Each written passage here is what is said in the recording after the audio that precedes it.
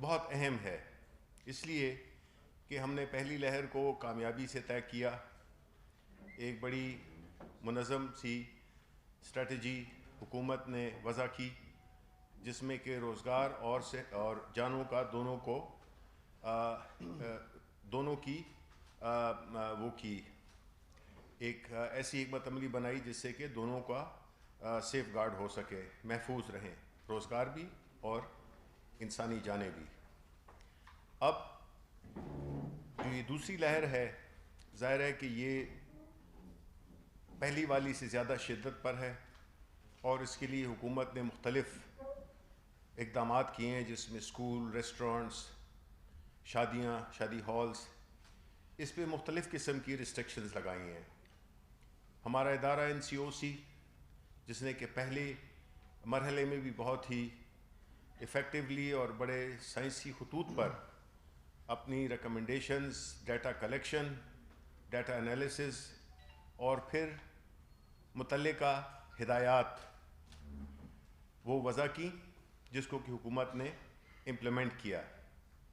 اس وقت ہماری جو بدقسمتی سے جو ہلاکتوں کی تعداد ہے وہ اسی سطح پر ہے جو کہ جون پچھلے سال اسی سال پہلی لہر میں جو وہ تھی، وہ ہے 79 اموات ہوئیں ایک دن میں، 89۔ اب ایسی صورتحال میں ہم دیکھ رہے ہیں کہ یہ جو گراف ہے وہ بڑھتا جا رہا ہے اور اسپتالوں پہ بھی لوڈ پڑ رہا ہے، oxygen masks, oxygen cylinders, oxygen beds, اس میں بھی کافی اس پہ بھی زور آ رہا ہے۔ یہ ایک ایسی صورتحال ہے کہ اگر ہم نے اس میں ڈسپلن نہ ظاہر کیا تو اس سے حکومت کو مجبور ہونا پڑے گا اس کو مزید سخت کرنے میں، جو کہ ہماری معیشت کے لیے بھی برا ہوگا اور ہمارے جو روزگار ہے اس کے لیے بھی بہت اس پہ برے اثرات پڑیں گے۔ یہ اثرات ان کو زائل کرنے کے لیے جو حکمت عملی ترتیب دی گئی ہے جس میں کہ اسکول، کالجز، مدرسے، شادیوں، ریسٹورنٹس، ان سب پہ ایک ریسٹرکٹڈ قسم کی پابندی لگائی گئی ہے، کیونکہ جیسا کہ آپ جانتے ہیں کہ اس کا پھیلاؤ، جس کا سوشل ڈسٹنس جس کی کہ ایک ترکیب ہے اس کو زائل کرنے کی، اس سے ہم کنٹرول کر سکتے ہیں، ایک مینیجیبل حد تک لا سکتے ہیں اس کو۔ اور چونکہ آگے 2 مہینے خاص طور پہ سردیاں آ رہی ہیں تو سردیوں کے موسم میں اس میں شکار ہونے کا ذرا زیادہ اندیشہ ہے۔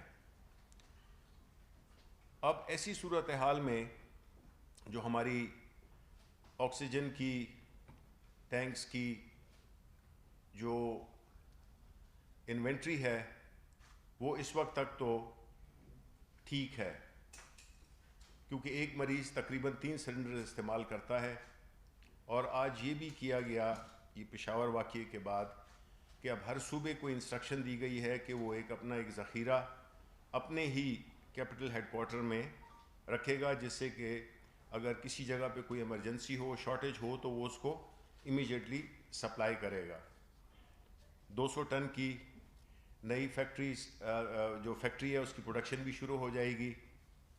لیکن یہ سارے اقدامات ایک حد تک اس چیز کو کنٹرول کر سکتے ہیں۔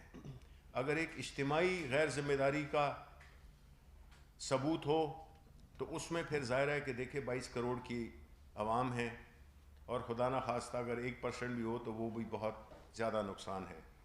ہم نے امریکہ، یورپ، ہر جگہ پہ یہی دیکھا کہ لوگ عام طور پہ اس لہر میں، دوسری لہر میں اس کی وہ جو SOPs ہیں اس کو اتنا فالو نہیں کر رہے۔ تو سب سے پہلے تو عوام سے یہ درخواست ہے بڑی سنجیدہ طریقے سے کہ اس کو لائٹ نہ لیں، اور جتنی بھی حفاظتی تدابیر ہیں اور اس میں جو بیسک ہے وہ ماسک کا پہننا وہ بہت ہی ضروری ہے۔ اب ایسی صورتحال میں ایک ایسی اپوزیشن، ایک ایسا ناٹک رچانے جا رہی ہے جس غیر ذمہ داری کا ثبوت اپوزیشن دے رہی ہے، جس بے حسی کا ثبوت اپوزیشن دے رہی ہے، یہ نہ ملک کے مفاد میں ہے نہ عوام کے مفاد میں ہے۔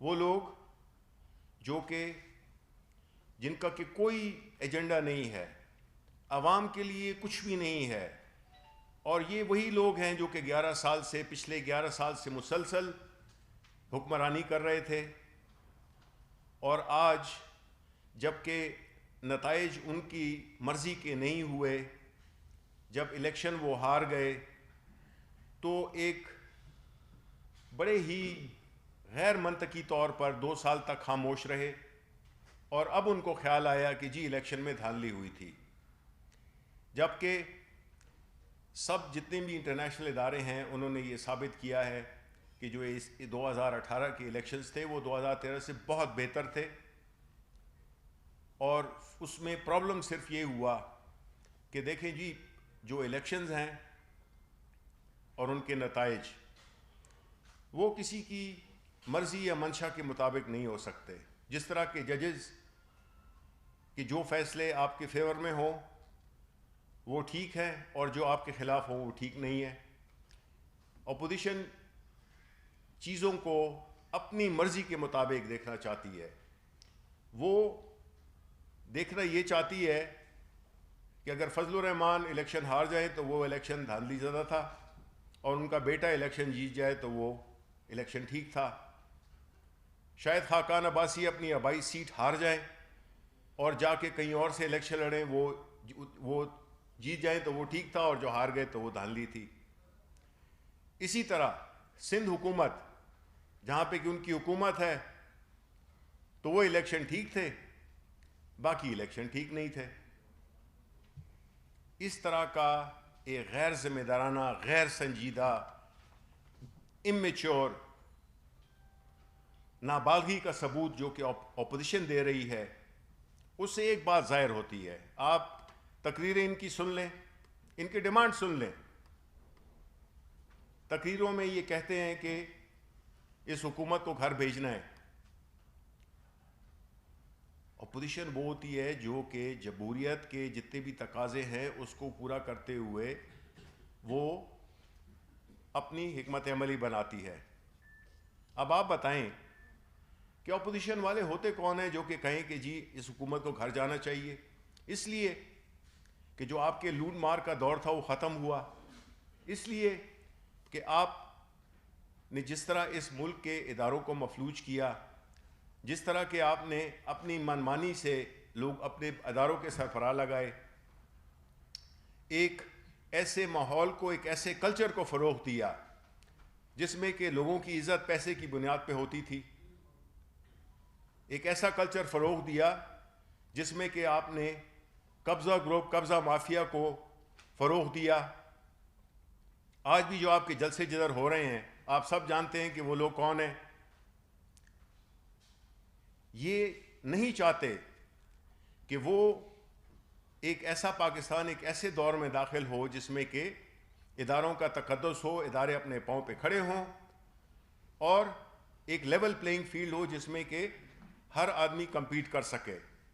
آپ نے دیکھا ہوگا کہ انہی پالیسیز کی وجہ سے، انہی اپوزیشن پارٹیز کی جو دوران حکومت، ان کی جو حکومت میں یہ رہے، انہوں نے اقروا پروری، سفارش، رشوت کی بنیاد پر نوکریاں دیں، جس کی وجہ سے جو لائق لوگ تھے، انٹیلیجنٹ لوگ تھے، جن کے پاس یہ چیزیں نہیں تھیں، انہوں نے ملک کو چھوڑ دیا۔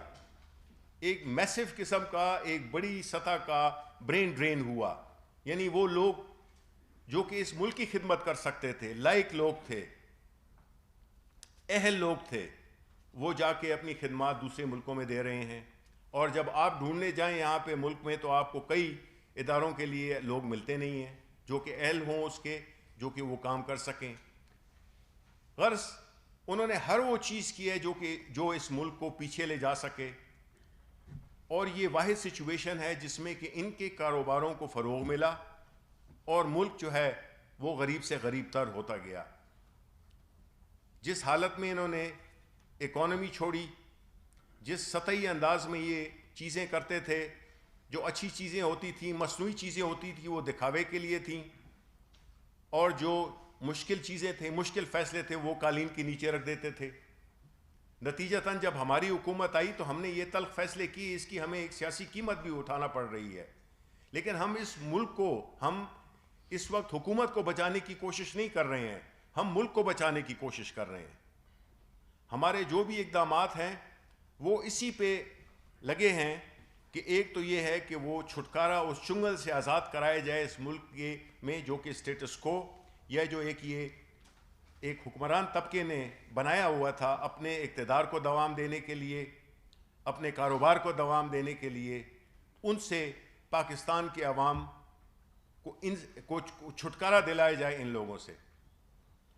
تو یہ جو ان پہ جو کیسز بنے ہوئے ہیں، ایک دوسرے پہ انہوں نے بنائے، ایک دوسرے کے خلاف یہ کام کرتے رہے، ایک دوسرے کی پیٹھ میں یہ چھرا گھومتے رہے، آج جو ہے تو وہ ایک پروکلیمڈ اوفینڈر جو عدالت سے بھاگا ہوا ایک مجرم ہے، ان کی صاحبزادی جو ہے تو وہ ہمیں لیکچر دے رہی ہیں، دھمکیاں دے رہی ہیں۔ وہ پیپلز پارٹی والے اچھے خاصے ایک کم از کم ایک سیاسی سوچ تو رکھتے تھے، وہ جو قائرہ صاحب ہیں ان کے، وہ کہتے ہیں کہ جھنڈے بھی اور ڈنڈے بھی۔ وہ کہتے ہیں کہ جی مریم نواز کہتی ہیں یا مریم صفدر کہتی ہیں کہ جی آپ کے وہ لوگ جو کہ آپ کو چھوڑیں گے ان کے گھروں کا گھیراؤ کریں گے، جو استعفے نہیں دیں گے ان کے گھروں کا گھیراؤ کریں گے۔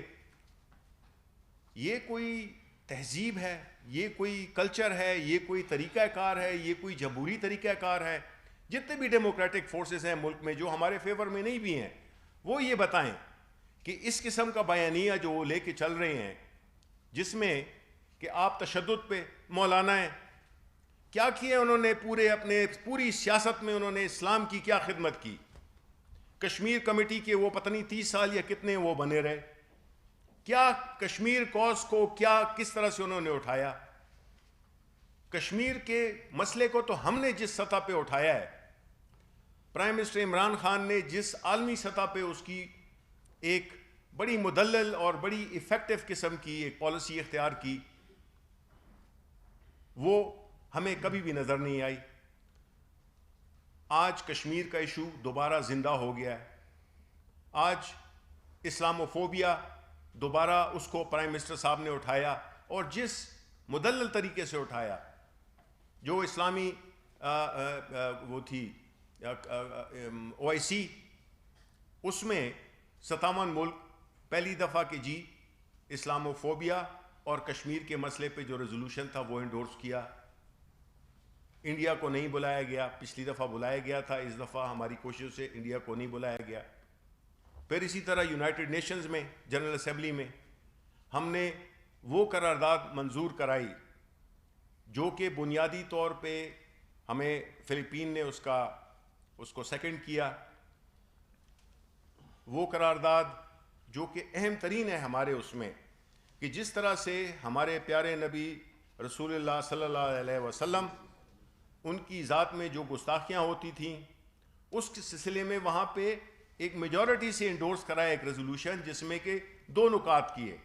ایک تھا کہ جو جو اسلامی یا کوئی بھی مذہبی شخصیات ہیں ان کا احترام کے لیے ایک طریقہ کار وضع کیا جائے کہ کسی بھی مذہب کی چاہے کوئی ہو، اس کی شان میں گستاخی نہیں کرنی چاہیے۔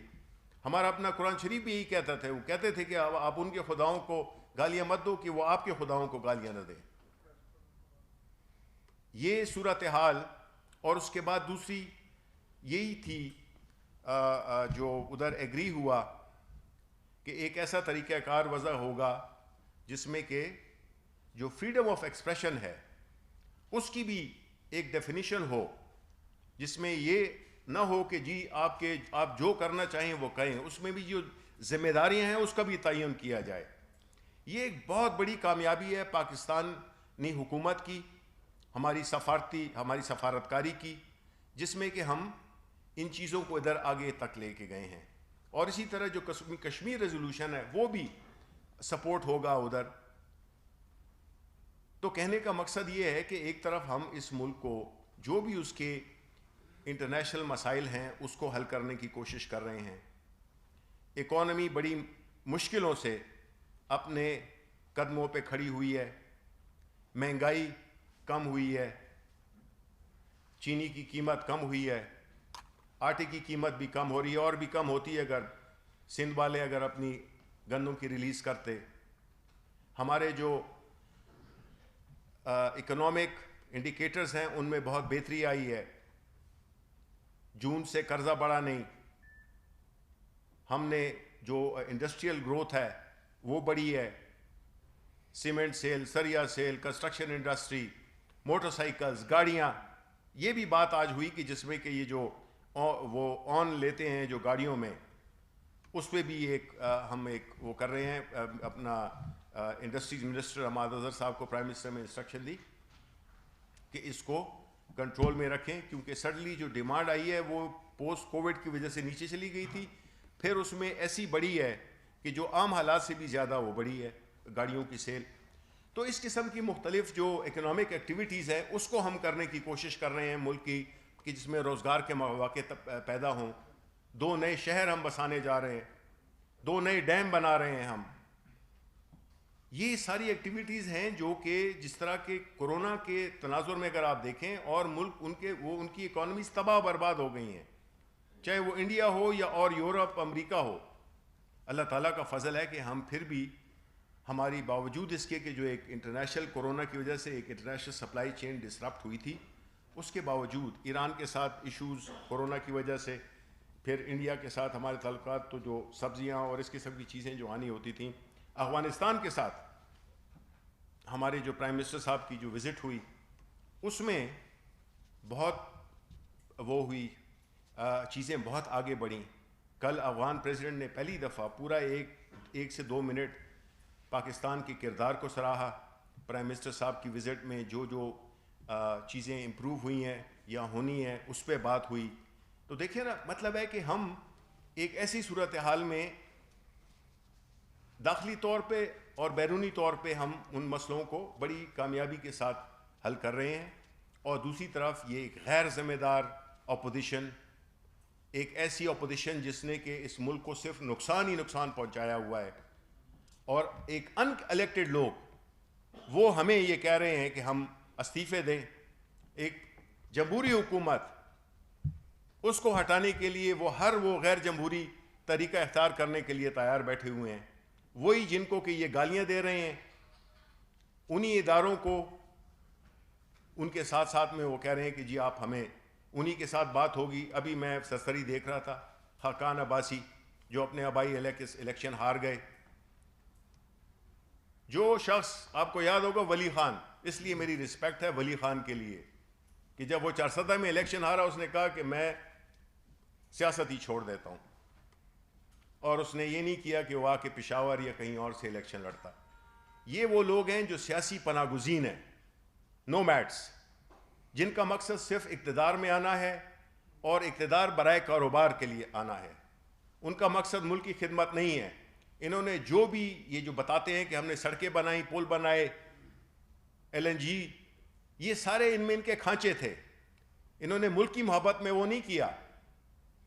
انہوں نے اپنی جیبوں کے لیے، اپنے خاندانوں کو، کیسے ایک خاتون جس کا باپ بھاگا ہوا ہے، ایک سیریس کیس میں بینیفیشل اونر ہے ایون فیلڈ اپارٹمنٹ کی، وہ بجائے جوابات دینے کے عدالت کو کہ یہ پیسے آپ نے کیسے، جھوٹ پہ جھوٹ. یہی تھی نا وہ جس نے کہا تھا کہ پاکستان تو کیا میری، لندن تو کیا میری، تو پاکستان میں کوئی جائیداد نہیں ہے. یہی نواز شریف تھے جو کہ پارلیمنٹ ہاؤس میں کہتے تھے کہ جی یہ ہیں وہ ذرائع اور یہ ہیں وہ، پھر باہر نکل کے کہتے ہیں وہ تو ایک سیاسی بیان تھا. تو ان کا جو کردار ہے اور ان کے جو سمدھی ہیں، ان کے جو بیٹے ہیں، یہ بیٹے جو ان کے ہیں، یہ آپ کے پاکستانی عوام کے بیٹوں سے کیا چیز ہے کہ وہ اس سے بہتر ہیں؟ جسٹ بیکاز ان کے بیٹے ہیں اور وزیر اعظم رہا, اس نے کرپشن کی اور اپنی اولاد کے لیے اس نے ادھر سامان باہر پیدا کر دیا.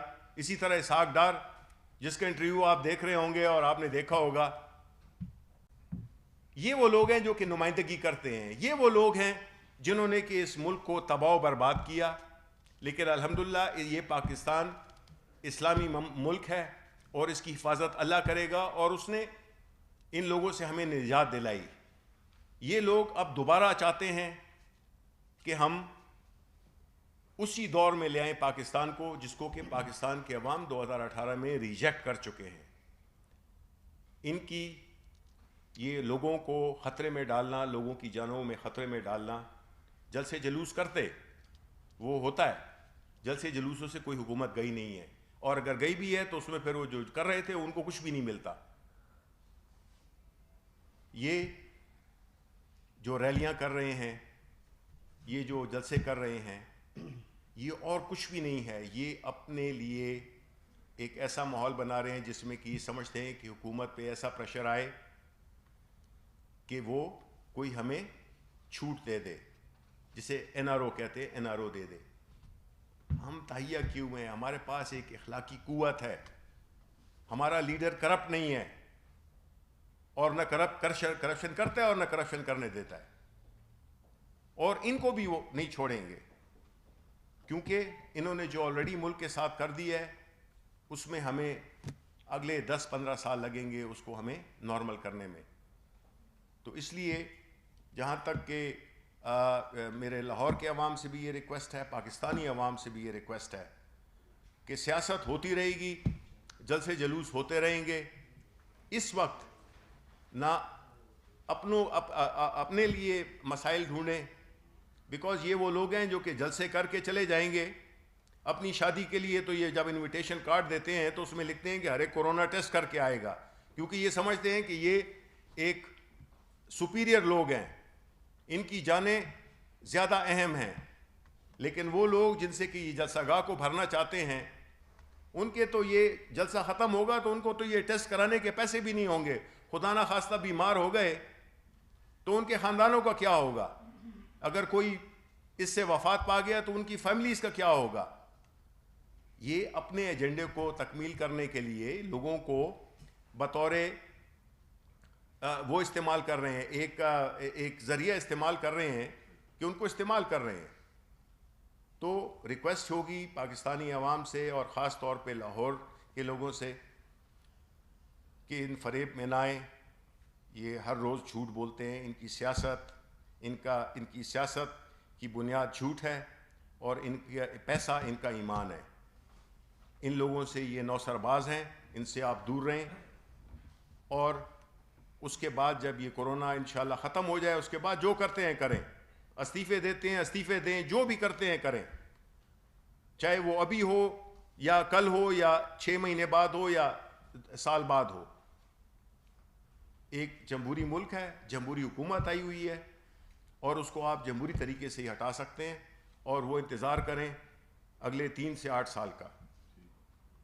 اب میں یہ جو جہاں تک کہ اس کی جو کیبنٹ کی جو پروسیڈنگ ہے اس کا وہ میں آپ کو تقسیم کر دوں گا, اور آپ نے اگر کوئی سوالات پوچھنے ہیں, نہیں اس کا ایک سیکنڈ میں جی چاہوں گا, ریکویسٹ کروں گا آپ سے 2-3 منٹ کہ ہمارا پرائم منسٹر صاحب کل سیالکوٹ جا رہے ہیں. بسم اللہ الرحمن الرحیم.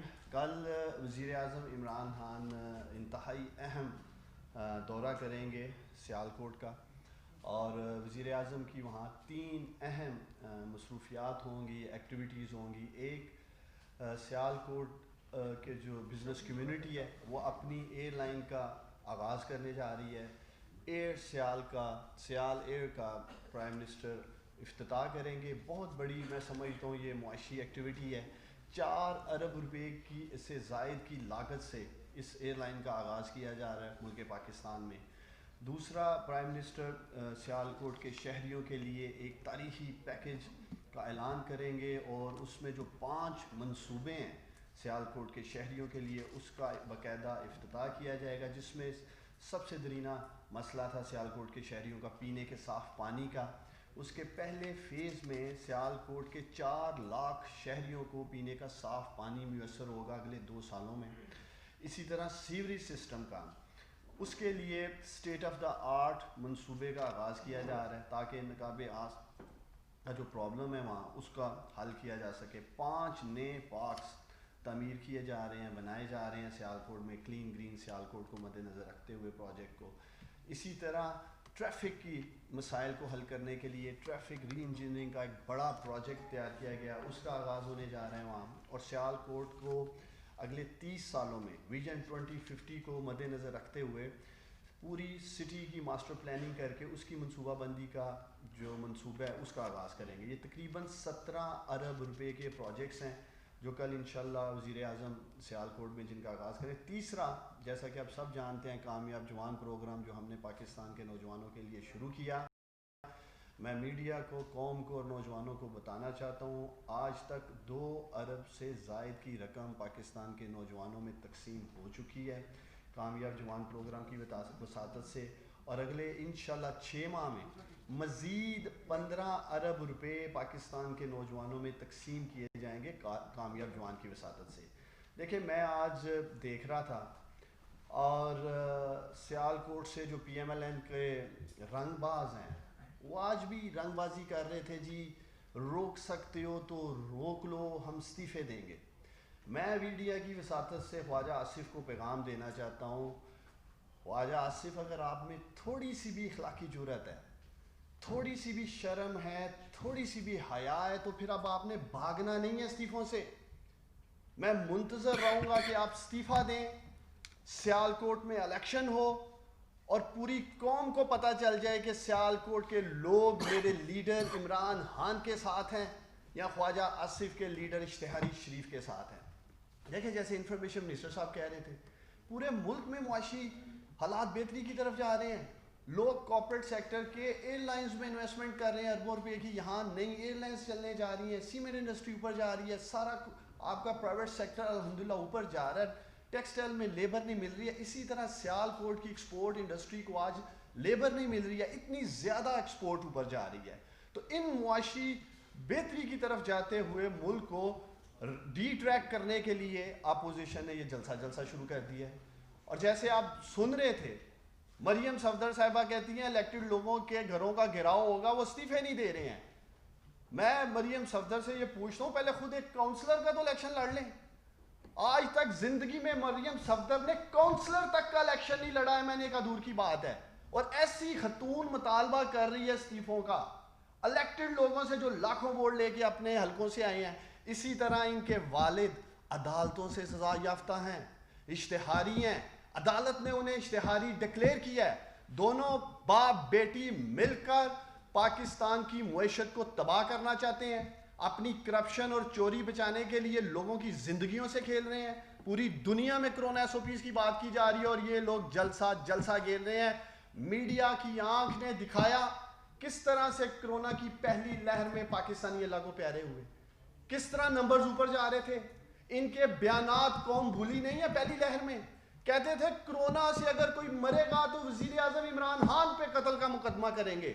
آج ہم ان سے پوچھتے ہیں کہ جس طرح یہ جلسہ کھیل رہے ہیں ملتان میں, گجرانوالہ میں, لاہور میں, پشاور میں, وہ لوگ جو اللہ کو پیارے ہوئے ہیں, کس پہ مقدمہ کیا جائے, کس پہ قتل کا مقدمہ ہونا چاہیے, ہم پی ڈی ایم سے پوچھتے ہیں.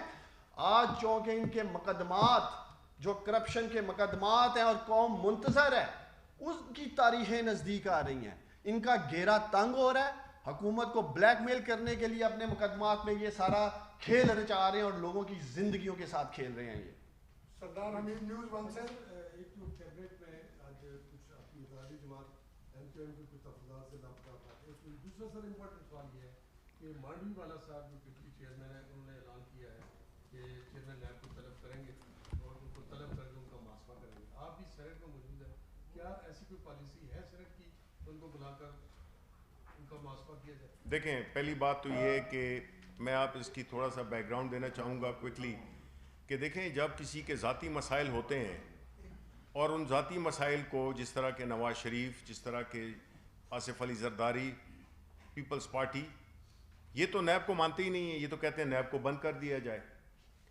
اب اگر ان کے یہ ذاتی مسئلے ہیں تو یہ خیال 3 سال پہلے کیوں نہیں آیا, 2 سال پہلے کیوں نہیں آیا, 1 سال پہلے کیوں نہیں آیا؟ جب اگر آپ پہ کوئی مقدمہ یا آپ پہ کوئی انویسٹیگیشن شروع ہوتی ہے تو میرا خیال ہے کہ اخلاقی طور پہ بھی اس شخص کو نہیں اس کو لیڈ کرنا چاہیے. اور جو سینٹ ہے, ظاہر ہے کہ ہماری حکومت کا ایک ڈیفرنٹ ویو پوائنٹ ہے.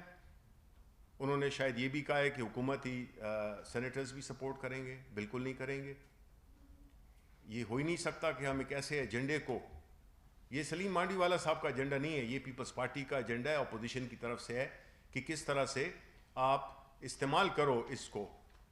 نیشنل اسمبلی کی میٹنگ میں تو آپ آتے نہیں ہیں, تو سینٹ کو آپ استعمال کرنا چاہتے ہیں. سینٹ بالکل نہیں استعمال ہوگی اور نہ استعمال ہونا چاہیے. یہ اپر ہاؤس ہے, اس کا ایک تقدس ہے اور اس کا ایک سٹیچر ہے, اور 1974 سے لے کر اب تک کی جتنی بھی رولنگز ہیں ان کی چیئرمین سینٹ نے اس کو دیکھ رہے ہیں, اور جو بھی اس پہ ریکوزیشن انہوں نے کیا ہے وہ اجلاس ہو جائے گا, لیکن ایسی چیز کو بالکل ہم سپورٹ نہیں کریں گے.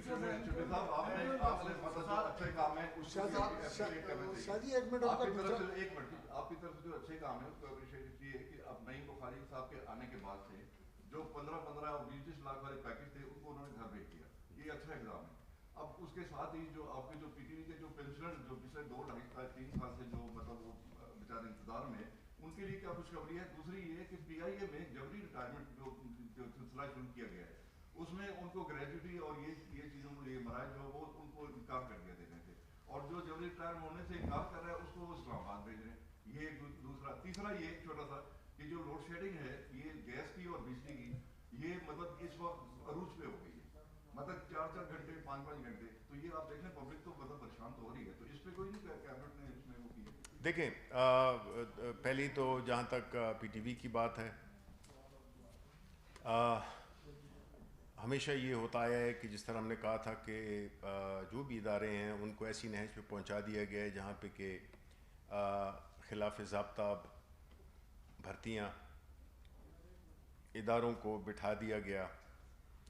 اب اس میں ایک نیا ہمارا ایک کوشش ہے جس میں کہ ہم سمجھتے ہیں کہ انشاءاللہ پی ٹی وی کو ہم باقاعدہ اسی عظمتوں پہ لے جائیں گے جو کہ وہ ماضی میں تھا. اس میں مختلف پلانز بن رہے ہیں, تو انشاءاللہ ہم یہ سمجھتے ہیں کہ پی ٹی وی ایک بڑا آپ کو قابل فخر ایک ریسٹوریشن ہوگی پی ٹی وی کی.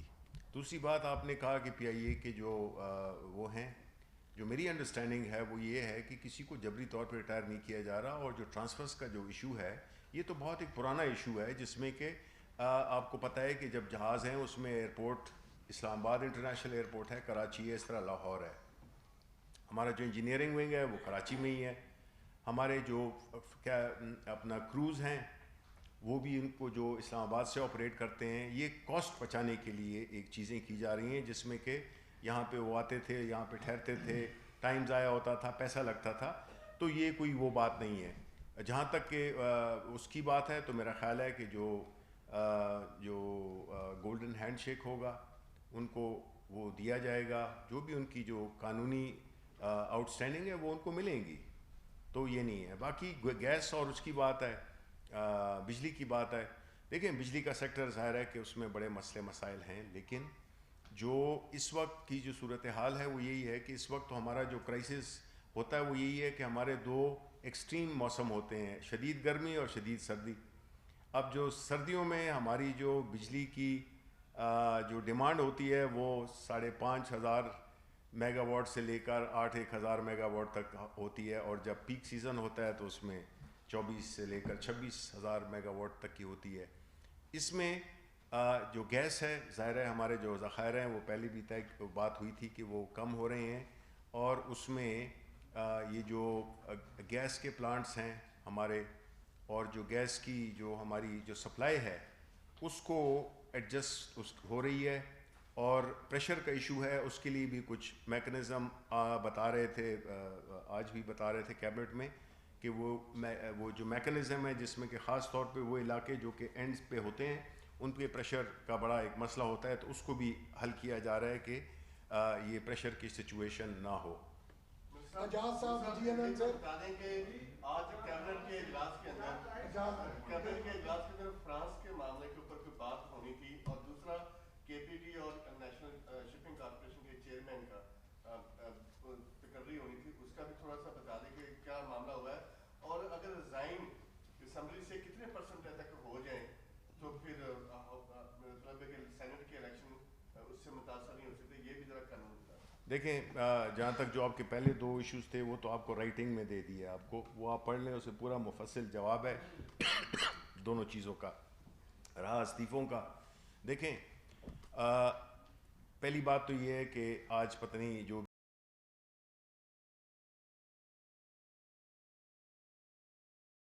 بھی یہ